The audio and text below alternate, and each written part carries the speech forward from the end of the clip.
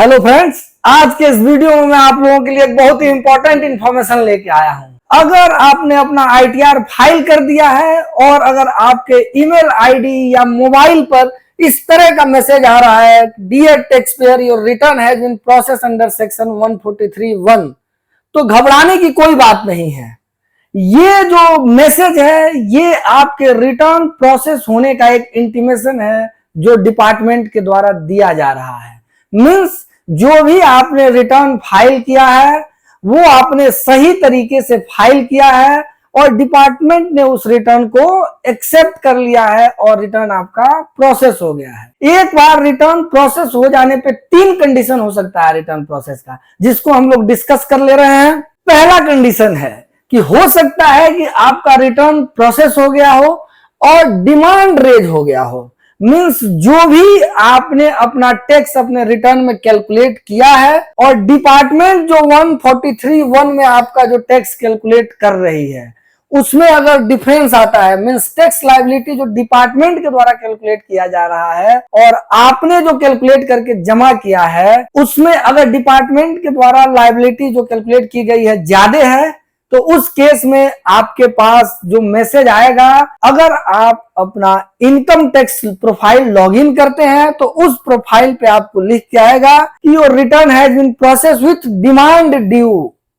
और ध्यान रखना है ये डिमांड जो ड्यू है इसका या तो आप प्रॉपर रिप्लाई देंगे पोर्टल पे, और अदरवाइज अगर आपको लगता है कि डिपार्टमेंट ने जो डिमांड रेज किया है वो जेन्युइन है तो आप पोर्टल पे लॉगिन करके आउटस्टैंडिंग डिमांड में जाके इसको पे कर दें। दूसरा केस क्या हो सकता है कि आपका रिफंड बन सकता है। रिफंड के केस में मैंने एक पर्टिकुलर वीडियो बना रखा है जिसका लिंक आपको डिस्क्रिप्शन बॉक्स में मिलेगा, आप वहां से जाके देख सकते हैं कि रिफंड किस किस केस में आपका प्रोसेस होने के बाद भी नहीं आता है। उसको जाके आप वहां से डिटेल में समझे, वो एरर आपको नहीं करना है अपने रिटर्न में। फिलहाल अभी हम लोग ये देखते हैं कि अगर हमारा रिटर्न प्रोसेस हो चुका है तो अगर हमारा रिफंड बन रहा है तो उस केस में जो पोर्टल पे ये मैसेज आएगा, जब आप पोर्टल पे लॉगिन करेंगे तो आपको दिखेगा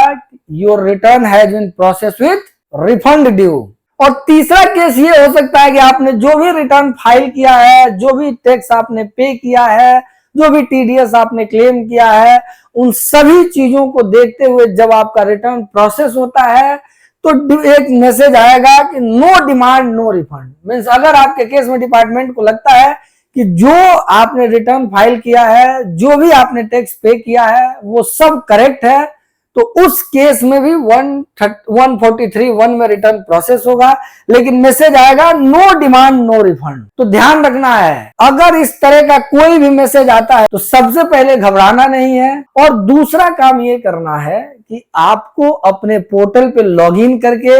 ये चेक कर लेना है कि क्या जो हमारा रिटर्न प्रोसेस हुआ है उसमें किसी प्रकार का कोई डिमांड तो नहीं है या किसी प्रकार का कोई रिफंड है या नो डिमांड नो रिफंड का केस है। क्योंकि अगर आप पोर्टल पे लॉगिन करके देखते हैं डिमांड अगर है तो उसको आप पे कर दीजिए। तो इसलिए ध्यान रखना है, अगर इस तरह का कोई भी मैसेज 143(1) में आता है तो बिल्कुल घबराए नहीं, और अगर आप अपना रिटर्न खुद फाइल करते हैं तो आप खुद लॉगिन करके ये तीनों चीज देख ले, या अगर कोई कंसल्टेंट से फाइल कराते हैं तो आप अपने कंसल्टेंट को रिक्वेस्ट करें कि आप एक बार लॉगिन करके चेक कर लीजिए कि जो भी डिपार्टमेंट ने हमारा रिटर्न प्रोसेस किया है उसमें किसी तरह का कोई डिमांड तो नहीं है।